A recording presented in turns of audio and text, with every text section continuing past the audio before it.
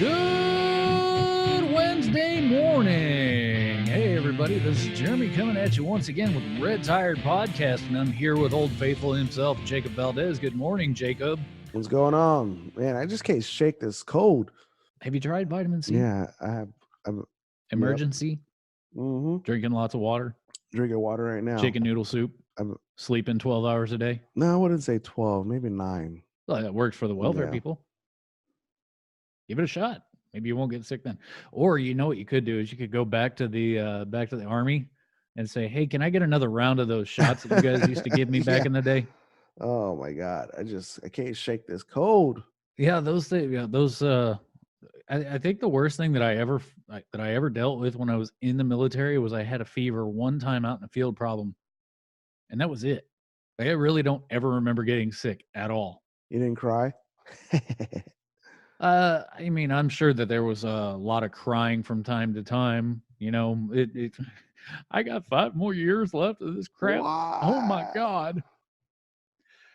So we got a lot of stuff that we want to talk about today, and you brought some stuff to my attention this morning before we started. And ladies and gentlemen, you let your children rejoice. Disney Plus is live.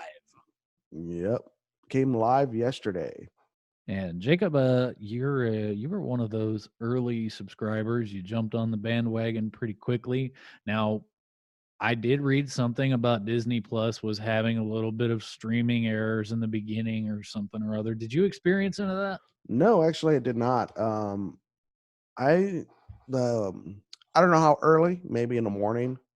I jumped on around noon because I've been under the weather, so I haven't been checking my emails or anything like that. But when I got my email saying that your account's ready to go, blah blah, log in, and so I was like, well, I downloaded the app through Apple TV, so that was the platform I was using. So maybe it was the PC platform, or maybe these other platforms they were using. So, but through the Apple TV, I was using that as my hardware platform, and I had no issues, no buffering issues, no streaming issues. So everything was crystal clear, 4K all the way.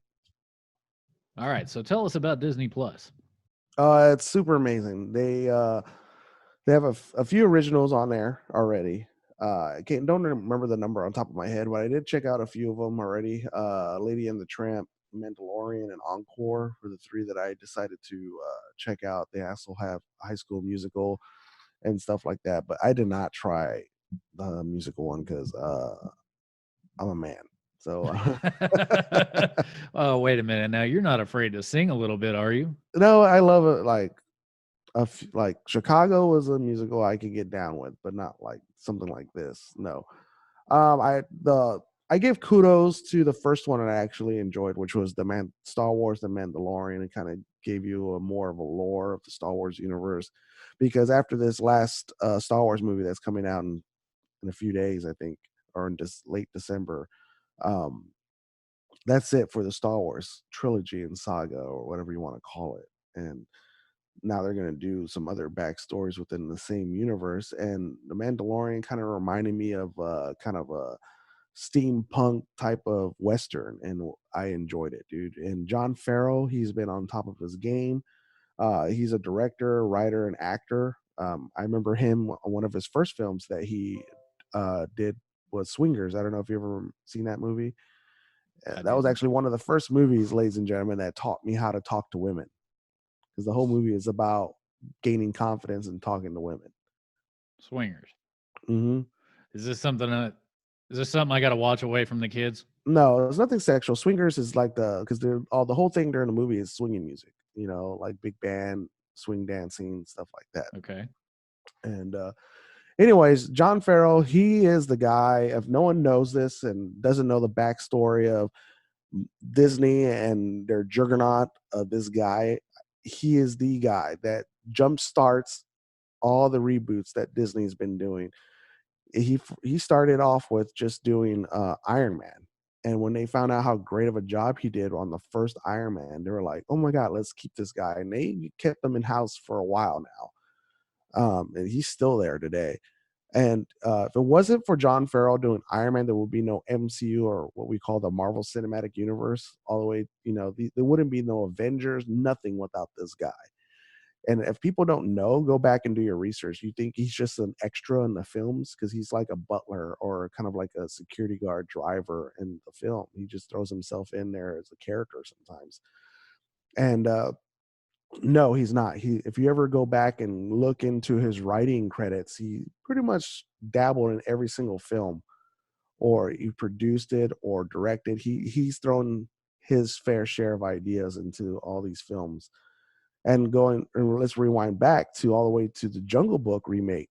The same guy, John Farrell, wrote, directed, recreated the whole live action Disney films, and he did it again with Lion King, which I thought was a great feature remake.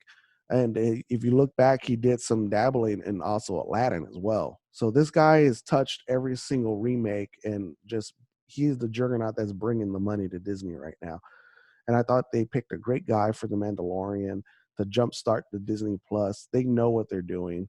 I don't know how John Farrell has time, because he does that Netflix special called The Chef, and he goes around and he cooks, because Hmm. he did that movie called Chef, which was a great film. And he said from that movie, since he's done that movie in his career, he's gotten a little more into cooking, and so that's what made him do this Netflix original. So this guy's been everywhere. I don't know how he sleeps. He reminds me of a guy that I know that my wife works with. And I'm just like, man, this guy's a machine. Like, I know he has a family, you know. But going back, because I digressed on John Farrell, but Disney Plus, great. They give you options between Disney, Pixar, Marvel, Star Wars, National Geographic. Oh, so it's broken down using Yep. that method.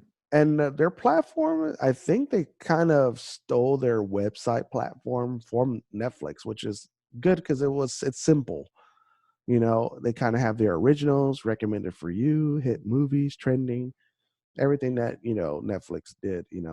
Out of the vault. So the out of the vault's kind of like their classics, inspired by true stories, and then they actually have, for people that are like me, visual and audio techie, they have the Ultra HD and HDR platform movies. So if you want to put your Dolby Atmos and or Dolby Atmos in there, or Dolby Vision, and put them to the test, you can with this app.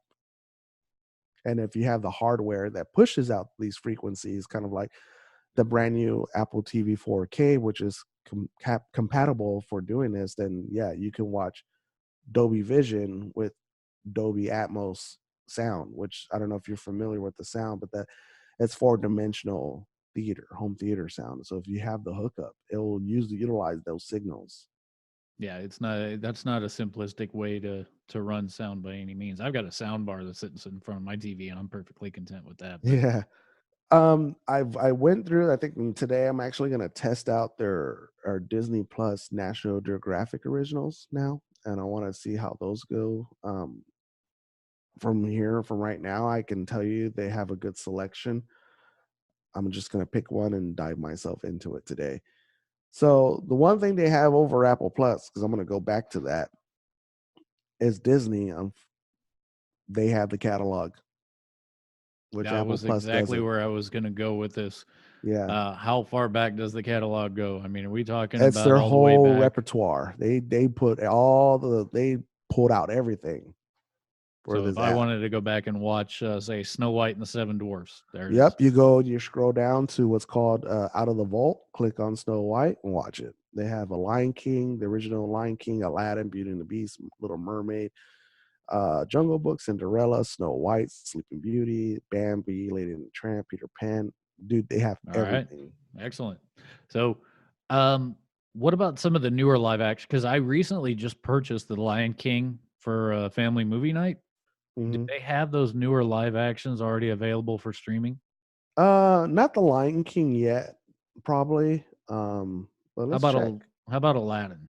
Yes, they do have the new Aladdin Okay, now. so it probably theoretically won't be too terribly long before they have the Lion King up there as well. So, Yeah. um, yeah, and this sounds like something that I might have to go ahead and and dive into, if nothing else, just to annoy my younger daughter because she's never even seen the Lion King until we watched the live action Lion King, and like she was confused about everything from the start to beginning. Wait, why did what? He's dead? Oh my gosh, how did he die? And the other thing was Dad, stop singing. And what's great though too, before I forget, is they have, if you want to go even way back and remember as a kid, they go all the way back to the Mickey Mouse classics, going back to black and white and the evolution of Mickey Mouse. And it's all there. Yep. Well, kudos to Disney because that's amazing. That's a lot of work. And the platform is Uh-huh. working and you haven't had any issues with it so far despite what all the media is saying, and the media is full of crap anyways, but Yeah. No, and one thing I would like to add on is they actually had a little thing that I kind of watched a little bit, and you don't have to go to D23 because they have a video of everything that if you couldn't afford the tickets, the flight to go to these conventions called D23, which is like Disney's little thing and how they announce all their new content and everything. And I watched some of it, and dude, they have just for Marvel alone, they have so many originals coming out later, if not this fall of next year.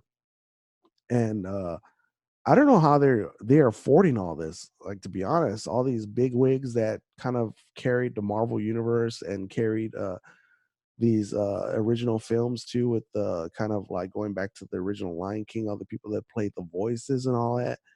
I don't know how they're pushing this. This is crazy. I want to see how it's going to do. I want to see how their stocks are going to do because I wonder if that's what they're relying on is spending all this money to get the return back and getting that return at the back end with stocks and their shares. So it's something I would like to see later down the road and see how this will be called considered the fourth quarter. So I would like to see their fourth quarter returns after this. I wouldn't worry too much about Disney and their pocketbooks because, according to BusinessInsider.com, Disney's net worth is estimated to be approximately $130 billion based on its revenue and profits from the past 3 years. I think they've Oh, so got the they got money. some money. Yeah, Yeah, I mean, the only people that really could even hold a candle to Disney at this point would be like Warren Buffett. That's a lot of dough just laying around if you think, you know what I mean? yeah. So, let's kind of wrap this up into like a pretty little bow because I like pretty little bows around Christmas time and we're getting close. Um, how does Disney Plus compare to Netflix and Hulu and all of the others that we have right now? Good. I can see their platform growing. They have the content, they have the back catalog. Unfortunately, now Netflix can no longer show Disney films really because that, Right. unless they already have it in contract and waiting for their contracts to run out. But as soon as they run out, that's it. They no longer, Disney Plus is, I think they're keeping everything now. They're like, well, we're not going to our distribution rights are now going to stay within the house. So I think that's pretty smart. Now, um, let me remind you though, Disney Plus has nothing outside of Disney though. There's nothing I can't watch like a Netflix original on here or any other show that's not was created or pocketed or backeted by Disney. Well, what about because Disney owns Fox, right? Yeah, So and then you could go in there and you can look that up too now. So they have some of these off the wall shows like Marvel Runaways. The Disney didn't do that, but Fox did. So they have that on right, there. right. So what about The Simpsons? Yep. So Disney legally Now owns own. The Simpsons. So if I want to watch The Simpsons or if I want to watch Fox content, I can do it through either Hulu, obviously, Mhm. Yeah. or Disney. I'm not 100% sure if The Simpsons is still on Hulu. I think they may have actually moved it over. I don't have that. I'm not confirming that. I don't know for a fact. But since Disney owns Hulu, it would kind of make the most sense to kind of keep cross platform Everything in right there. house. Yeah. Yeah. Yeah. Like I said, they probably had contracts out there and they're waiting for them to run out. Right, right, right. But when it comes down to renewal, I think Disney is going to be like, "Nah, we're pulling back. Let's gather all our resources into one so they can because people love those resources that are out. guess what? They're gonna follow them over to Disney Plus. So let's throw this noodle at the wall and see if it sticks. What's the possibility of Disney actually putting some of their content over onto Hulu? I doubt it. You don't think? No, because I think what they're gonna probably do is keep Hulu for like live TV or other shows that are not Disney platforms. So So, would it be a fair assessment to say that Disney Plus is probably more along the lines of, say, maybe a kid-friendly streaming content? Is that what they're going for? yes, everything that I've watched is pretty much the highest rating I go is probably PG-13. Okay, well, I'll have to take all that into consideration. So, Disney Plus, at the end of the day, yay or nay? Yay. All right, very good. And like I said, one thing they had over Apple Plus, unfortunately, is their originals. Now, check this out. I just recently saw a trailer of an Apple Plus original going to movie theaters. Okay, They're doing their first Hollywood production. That's not going to their streaming. It's going to be a movie theater debut. So Apple Plus original content is actually moving away. They're doing both. Let's do the Apple Plus original platform and let's release some featured films, which I thought it was pretty neat. interesting. Okay, Yeah. well, good. I mean, more expansion. I mean, that's great for the business. It's obviously great for jobs. I can't complain about stuff like that. Hmm. So, Disney Plus, all right, way to go. So we got Yep. some more stuff we do have to cover though. So I'm going to push you a little bit further along here now, um, because we're gonna go ahead and be children for the day. Apparently, why don't you go ahead and tell me about the other thing that we were talking about with the new Call of Duty game? Oh yeah, Call of Duty Modern Warfare. If anyone wants to see it, it's kind of like a remake of the original Call of Duty 4 Modern Warfare, with the original voice cast. Different story though. It's not the same game. Different content, more realism than anything. I think they pushed the PS4, PC, and Xbox, graphics to the extreme. Um, Great game so far. Just like any other game, it wasn't ready to launch. There were so many bugs. The server was down for the first 5 hours of release. So yeah, no, it wasn't. But they fixed it. They got all these bugs. They've been giving you, every 2 days. I think I'd have to download another gig or two of just updates and bug fixtures. But recently, what I enjoyed is they are releasing DLC content for free. They released a new multiplayer map, two actually. Their new features are in this game that they've never had in a Call of Duty game is what I call massive action gaming, which is I think Sony originally did it with MAG. Uh, they had 50 versus 50, 60 versus 60 when it came to first person shooters. You're playing on a massive platform and you're going against 100 other guys. But Modern Warfare kind of dealt with that a little bit. They did what's called ground war, which you could utilize tanks, helicopters, and all this other stuff, something that Call of Duty has never done before, in a large, massive map, which I enjoy. It's fun going against another 40. I think it's 40 and 40, right? As no, 30, 32, 32. I think it's like 64 max, server max. So, Well, I'm going to drop some information on you here, yes. because that's what I do, and we like to have fun. So I want to get your response on a couple of things. Okay, um, I'm not totally familiar with Call of Duty, the new Call of Duty yet, but I am familiar with Metacritic.com. Have you heard of Metacritic.com? Yep. Okay, so funny little anecdote here. Anecdote, excuse me, I said antidote. The Metascore on Metacritic is 81 based on 25 different critics. So overall, very, very well received game. Not much Yeah. to complain about. However, on the right side of the screen, there's a totally different story, and you'll appreciate this. The user score is a 2.5. Hmm. User ratings are overwhelmingly negative. 1,072 negative ratings, 24 mixed, 246 positive. And I thought, well, now, okay, that seems a bit extreme even for another Call of Duty remake. Let's kind of dig in a little bit deeper than that. Let's kind of go down here and find out what exactly we're dealing with. So the first negative one that I come to is written in a language I don't understand. Makes it kind of makes it difficult to actually know what's going on.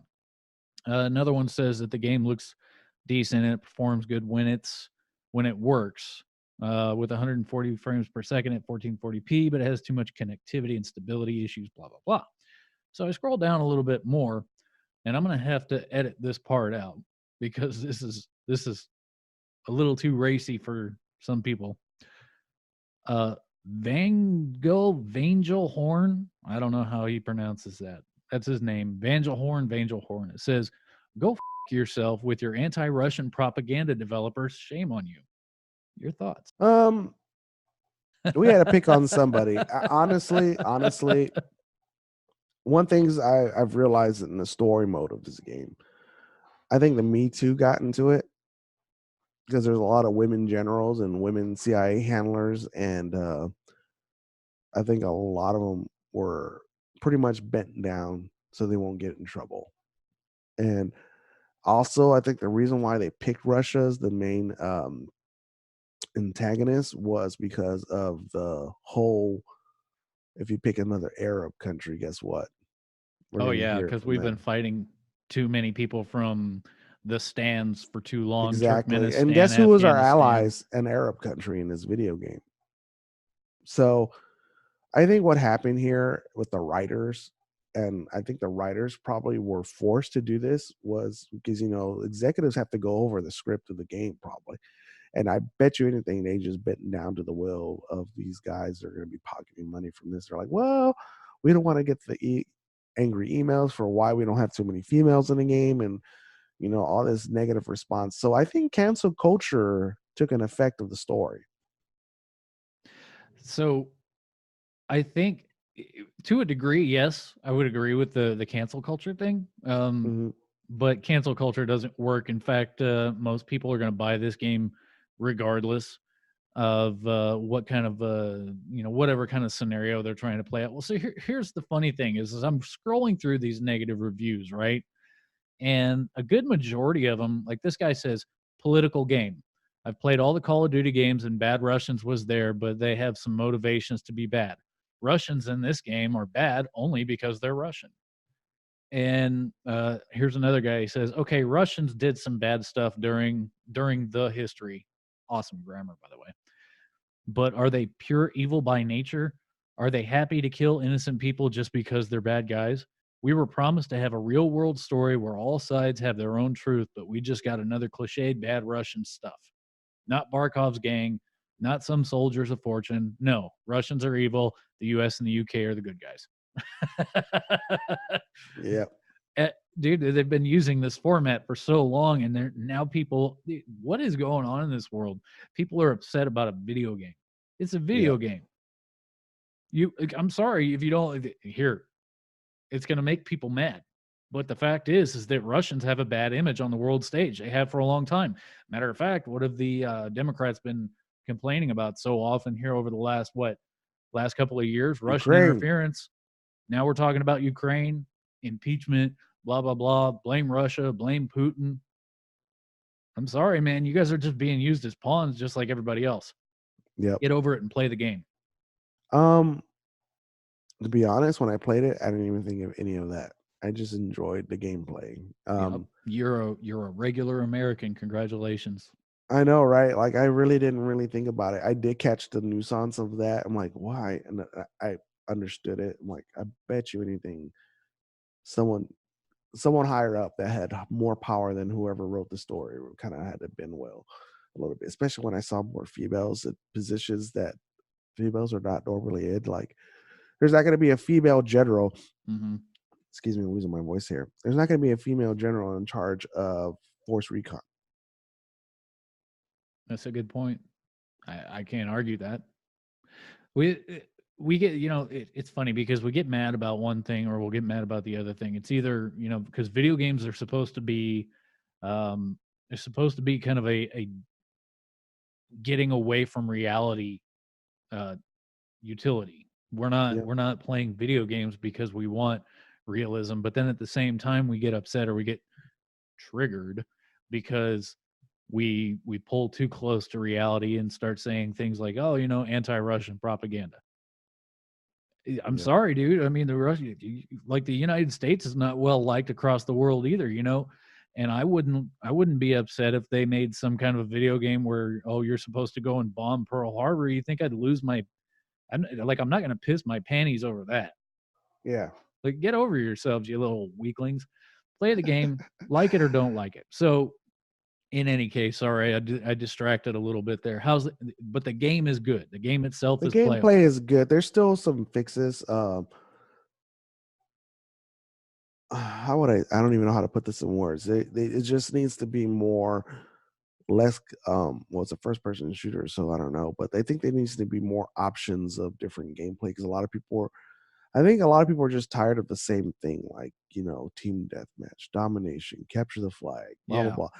Come up with more creativeness on when it comes to multiplayer. There are other options out there to make multiplayer, 6 versus 6, 12 versus 12, whatever kind of platform you want. There's different scenarios to run, and I think they should dabble into that more. They should have done it for this game. Um, Other games have done it. you're absolutely And correct.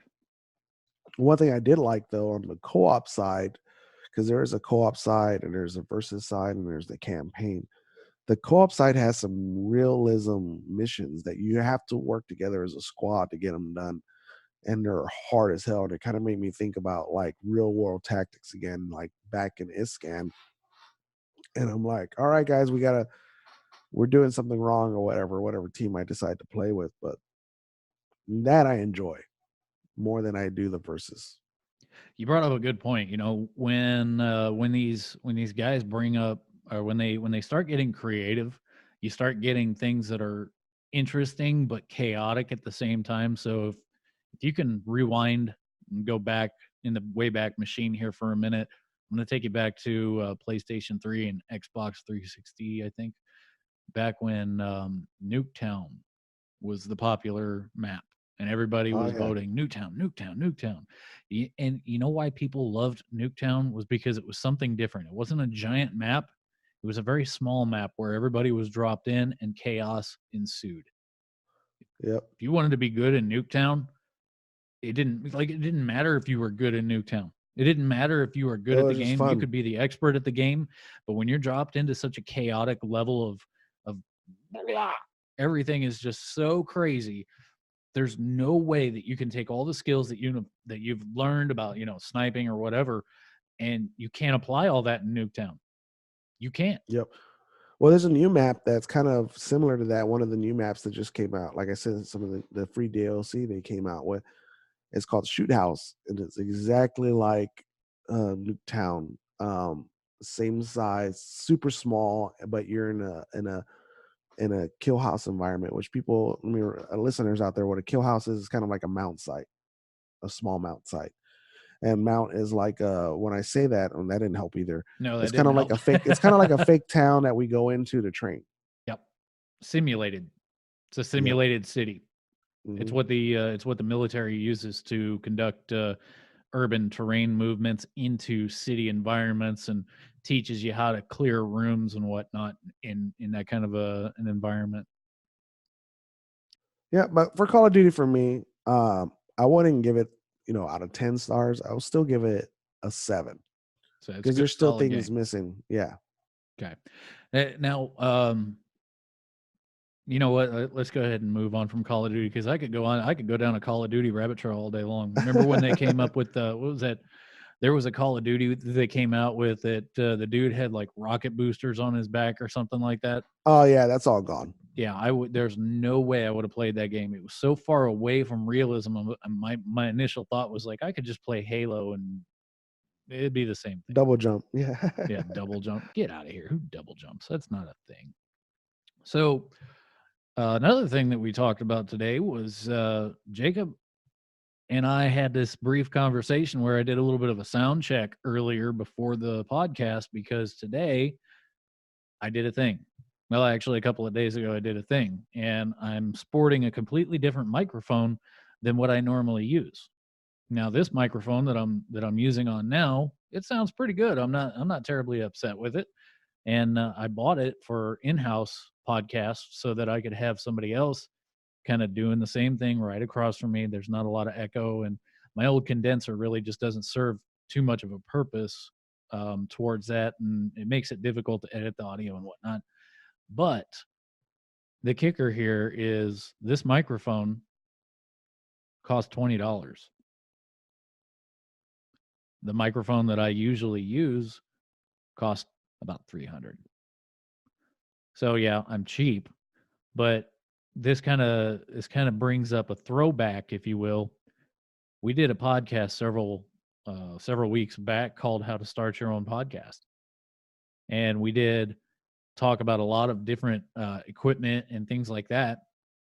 And when you break it down and you kind of look at all the stuff that we use to do this podcast, it almost seems like, that's a pretty expensive endeavor. I don't know if that's something I want to do. Yeah. Well, I'm here to tell you that Behringer makes some really decent equipment at a very low price. They're like your entry level stuff. So this microphone that I'm using right now, hey, if you can tell the difference, more power to you. Maybe you are an audio guy, but the good majority of us, we're probably listening to this on our phone or on YouTube or something like that.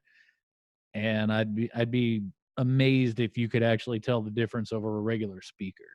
So there it is, down and dirty, plain and simple. There's really nothing in this world that gets in your way except for you doing whatever it is that you want to do. And and this is just kind of a testament to that. Is I could probably have done this podcast with a $20 microphone just as easily as I could have done it with a $300 microphone. To be honest, when we did our sound check, I was like, if I didn't see that he changed his mic, it would have been really hard to figure out what mic he was using. It's fairly impressive what you can get for $20 nowadays. Yeah, but it is, for me, studying the sound and all that, I could slightly tell the difference because I know you were missing that wharf, like I was telling you. Hmm. But for $20, dude, I even guessed the price. He was like, "How much do you think? How much it costs?" I was like, 150. Yeah, it's a pleasant surprise. The microphone itself runs for $18.99. Plus, I spent an extra $3 on a pop filter, so I didn't pop your ears out. So it's totally doable, man. There's really no excuse. Just so whatever it is that you're thinking of doing, trying to do. Well, I can't really afford $1,000 worth of sound equipment. No, most people can't. That's a reality. Is we most of us can't. But this little $20 microphone plugs into my system just as easily as a $300 microphone. And Yeah, when I first started out with sound, and actually, I started off as a DJ. You remember those days? Yeah, yes, I I had do. cheap We stuff. used to jam Yeah, out a lot yeah, after I deployments. had cheap stuff, and it is because you just want to learn your foundation. Just like in with podcasting, you want to learn the found. You first you want to gather the content that you want to talk about, but the second thing is getting the equipment to distribute. I can't even talk. Distribute. There you go. Sorry, That's all right. but He's a little under the weather. yeah, and it's TBI. Anyway, you know what? So it's all about getting the foundation down, and you don't have to buy the $10,000 equipment right away because first of all, you don't know if your content's going to work, and you get the listeners and all that. So with podcasting, you want to start off small. And what I did is that I started off small. I had this real cheap microphone that I got. It was a man, I forgot the name of the brand. I know it wasn't been Behringer, but it was a little bit like that. It was the same price. Sure. I think I spent $50 on this Hmm. microphone. I got it from Guitar Center because again, I didn't know anything like different avenues to purchase stuff. Amazon was around. All this, I just didn't know. Sure. So I went to a brick and mortar because I needed to talk to somebody because I had nobody to talk to figure out what equipment do I need. So I got this Focusrite, not the one you have. I had an older Hmm. one, and I think I spent maybe $100 on it. because I bought it used from Guitar Center. Cables, I bought Guitar Center brand, um, and they were like $10 Mhm. maybe, and I only bought two. A USB cord. I think I spent a little bit more because I wanted a longer one because I didn't want it my um my interface so close to my computer. I wanted some because I wanted to kind of fit my workstation that I had at the time, which was just a cheap desk. Yeah, that's you I'm know, still sitting at a cheap desk, yeah, buddy. no, no. So yeah, it just and then when you start figuring out and you start getting listeners and you're like, okay, I want to start upgrading, then you can, and then you're going to start noticing the difference of your voices through the microphone because you're going to be like, oh wow, I sound warmer, or I don't have to be right up on the microphone. Sorry, listeners, but I kind of just wanted to prove like you don't have to be like, your lips should not touch the microphone. And I see a lot of podcasters like new ones, they're right up on it, or you know, I see it on the YouTube a Yeah, lot. that Like proximity their effect. microphone is, They're yeah, like, "Oh, it's crazy. that sounds so good." Mm. And I know some of them are just Yeah. learning, and sometimes they even use the microphone headphone combo, which, hey, that will work great too if you're just Yeah. beginning. For your inner ears. I mean, uh, Yeah, the one of the great ones is the Yeti. I think it's the Blue Yeti Nano. I think it's called the Nano, and in fact, it's the one that Kel uses, and it's got the hear back function, so he can make sure that he's not getting too yeah, close, too far away, whatever. But at the same time, you really are limited by the USB, so you do really need to step up your game just a little bit as you get in it. But dude, if it's like if you're just starting out, like this is the entry level stuff, and you're just looking for the easy answer, nobody's going to beat you up over using a USB mic on your podcast. Most people can't even tell yeah. the difference on their little phone speakers, anyways. Oh yeah, and like I said, remember that now that you saw a little bit of that show, the morning show, that was shot on the iPhone Yep. 11. I had the same exact conversation that you're talking about right now with somebody else who said that was talking about a YouTube video that I did where it was one of my real talks on tech specs gaming that she said, "How did you get your video so clear? What camera are you using?" And I just pulled my phone out of my pocket and I said, "iPhone XS Max." She's like, "Are you serious?" Of course, she's using the Samsung Galaxy S8, and so she's like, "Well, maybe it is time for me to upgrade my phone." I said, "Yeah, it probably is, but do yourself a favor and get yourself an iPhone." I have Yeah. no problem with Android. I have no problem with the Samsung line, but let's face facts. They don't put the highest quality stuff in their phones anymore. And I mean, I'm sorry, I'm going to piss some Android users off, but they don't update the software like anywhere near what they should. And I mean, you can still today pick up an iPhone 6s and it still works just fine. What saves, we're digressing a little bit with the Apple, but what saves them is that processing chip. Yeah, it's amazing. Whatever Yeah. they're doing some different stuff. They're just like, we're not gonna get all bent out of shape over specifications. Like, do you really want more and more and more hardware, or do you want a phone that just works the way that you expect it to work? Yeah. And the camera on the iPhone is just amazing. You can shoot front or back on the XS Max, and it looks beautiful. I mean, by the time that somebody's seeing this camera, like this footage right here on YouTube, it's gonna look like crap because it's shot over Zoom, and I'm just using a 1080p webcam. But it'll look okay. It's acceptable, but what really keeps people around, they don't care about the video quality as much as they do the audio quality. If I can't hear you, Mhm. and this was to your point, this was something you taught me. If they can't hear you and you don't sound good, they're not gonna stick around for the video. It doesn't matter how beautiful the video is. You can have graphics, you can have explosions, buildings falling. If the audio is not there, I'm not. Most of the people are not gonna like be like, oh man, I can't. This is like nails on a Yep. chalkboard. Like, And you'll notice one because to be honest, you remember that video I sent you? It was kind of a joke, but it kind of brought what you're saying into perspective. Is that um, music and sound do a lot. when it comes to film. Like, just putting a certain song over a certain event will change the whole event. Yes. Yes, you see a lot of that stuff on, Facebook too, where, um, it can be it's a scene out of, like, a dramatic movie or a scary movie or something like that, and then they go and change the audio to something upbeat and chipper, and it changes the way that you view the video, and it's Yep. amazing, but there's something to be said about the audio. I mean, for the love of God, we have 2 ears, and I think there's a good reason that we have 2 ears is because we need to absorb twice as much as of our surroundings as we actually we realize. We are Mhm. very visual creatures, of course, but imagine a world where you're watching your favorite movie, and say you're watching, I don't know, one of the Friday the 13th movies, or you're watching Jason mess with the kids at the camp again, and they didn't have that background noise. Say like the remember that? Yeah. Yeah, so let's Yeah. say they didn't have that background noise, and Jason's just kind of casually walking up.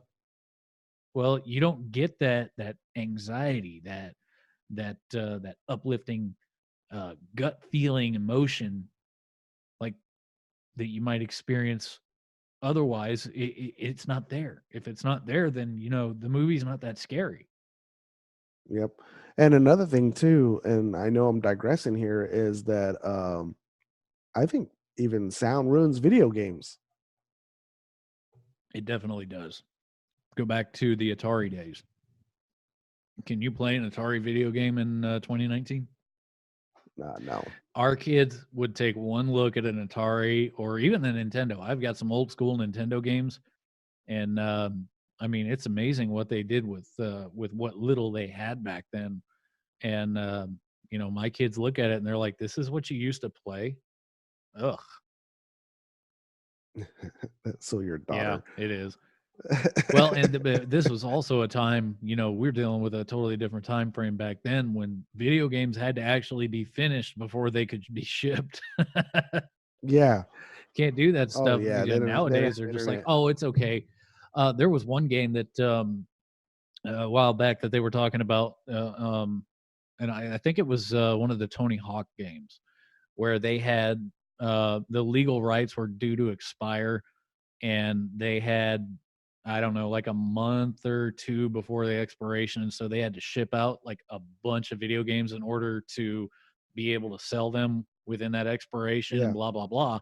Well, anyway, so they sent out all of the games, all the discs, and, they made it to, like, your GameStops and your Walmarts and whatnot, and then people would buy the game, they got the disc, they'd go home, they'd put it in, and then they had to download the entire game.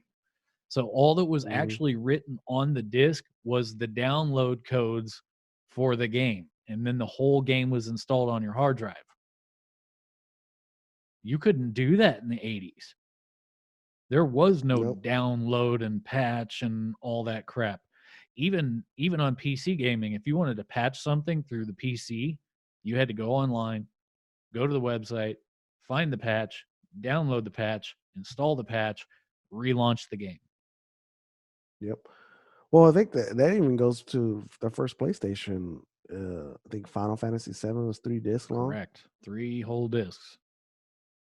Just getting out of, Midgar was the first disc. Yeah. So actually, there's a movie, listeners out there called Jobs. It's the one with Ashton Kutcher plays Steve Jobs. If you watch that film, you can actually see that he starts from nothing.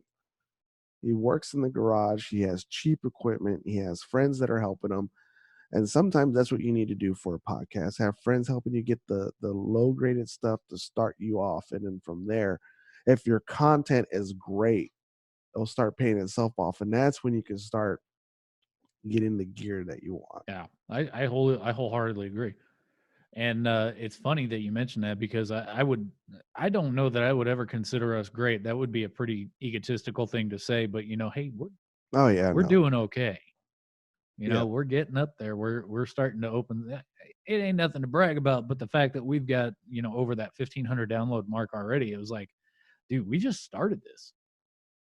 This is Yep. still fresh and new." Like, we haven't even been doing it for a year. No, yeah, you're right. I'm trying to think of a company that took them forever and then they just blew up, and I'm trying to remember and I can't remember. So That's sorry. alright, no problem. So whatever it is, man, whatever, I know we went way down a rabbit trail on this whole microphone thing, but whatever it is, whatever you've got in your mind, find a means, find the avenue, do it. Just do it, man. You never know. You might be the person that changes the world. Or Jacob, our one and only news piece that I told you I was going to talk about today. I'm not doing a lot of news because it's stupid. And this is going to prove it. Our one and only news piece that we're going to talk about today was from the New York Times. The article is called "Who Done It in the Library? Someone Keeps Hiding Anti-Trump Books." At a national level, the New York Times, supposed to be like the cream of the crop when it comes to journalism, and they're publishing Yeah, things like right. this: who's hiding books in the library? All right, so I'm going to read this. I want to get your reaction. A public library in northern Idaho says that books about gun rights and President Trump keep wandering far from their correct spots on the shelves. This takes place in Coeur d'Alene, Idaho. I'm sure I butchered that. I don't know because it's written in French and I don't speak French. From her office next to the public computer terminals, Bette Amon finds herself peering through a window to watch patrons moving through the Coeur d'Alene library's nonfiction stacks. Someone has been hiding books lately, specifically those that explore politics through a progressive lens or criticize President Trump. They wind up misfiled in out of the way corners where readers will be sure not to find them. This is a quote. I'm going to continue hiding these books in the most obscure places I can find to keep this propaganda out of the hands of young minds. The mystery book relocator wrote in a note and left that to Miss Amon, the library director, in the facility's comment box. Your liberal angst gives me great pleasure. The latest works to be targeted cover a whole range of topics from gun control and women's suffrage to LGBTQ issues and the impact from the misdemeanor prosecutions on The people, alphabet people. the alphabet people. Do I need to read any more of this? Really? It's ridiculous. Uh, so, I mean, this goes on for, yeah, it's like 6 pages in my notes talking about the Dewey Decimal System and blah, blah, blah, blah, blah, blah, blah. Well, anyway, so the news, the New York Slimes reports on books being moved in a library in Idaho. Now, I would have never known about this, but I listened to another very, very popular podcast. Well, it's a conservative podcast, and I'm not going to drop anybody's names because you don't do that. Maybe you do, I don't know, but I'm not going to drop anybody's name. But this was brought to my attention just 2 days ago after listening to one of these podcasts, and I was like, you got to be kidding me! I couldn't believe this. I got to go look this up for myself. And so, sure enough, front page on the New York Times, not front page, excuse me. Sure enough, in the New York Times, here it is. Here's this article, and it's talking about somebody moving books somewhere in Idaho. Now, have you ever been in a bookstore, Jacob? I know you have, so that's a rhetorical question. But have you ever been in a bookstore and randomly find a book that doesn't belong somewhere, and you're like, I wonder how it got here? No, but check this out. I think it's such BS because I went to Barnes and Noble a while back. I don't know if I ever told you the story, but I went to the one here in Denton and I asked for where are the conservative books at? And they're like, well, we don't get those books here because we critique our books compared to our demographic, and this is more of a liberal town. So Barnes and Noble does the same damn thing. Oh, so we're just not going to sell certain books. Yep. Uh, does hello Fahrenheit 451? Does that ring a bell? Yep. You don't. This is crazy. Because see, here's the thing: you're not supposed to be telling people what they should and shouldn't consume. Yep. Have we not learned anything from history at all? You know, another era where we had an authority figure telling us what to consume was actually something that we all still kind of fall into the trap of, is the food pyramid, where the government was trying to get involved into everybody's diet, and old Senator McGovern decided that he was going to by God, this is the hill I'm going to die on. I'm going to make sure that people are eating. And of course, they went and implemented the food stamps programs and all that stuff. But they developed the food pyramid. Now, if you look at the food pyramid, which was produced, gosh, like late 80s, early 90s. I don't have the exact timeline, but if you look at the food pyramid, it's all carb heavy. It's almost the idea was no fats at all, lots and lots of carbs. So breads, pastas, vegetables, fruits, meat very sparingly, dairy very sparingly, and almost no fat whatsoever. Now here we are, fast forward about what 30 some years, and we know that that's not correct, but that information is still out there. We still own this idea that we need to be eating tons and tons and tons of pasta, right? Has anybody's health changed? Nope, it's gotten worse. Yeah, I would say so too. Yep. So, and I know that's an The extreme. pyramid probably killed him. He He's not probably alive. did. I never looked it up to see when he died, but we've become this giant um, experiment on a national level. The people of the United States are being experimented on. And I'm not going all conspiracy theory here. That's not what I'm trying to do. But the idea is that people perish for a lack of knowledge.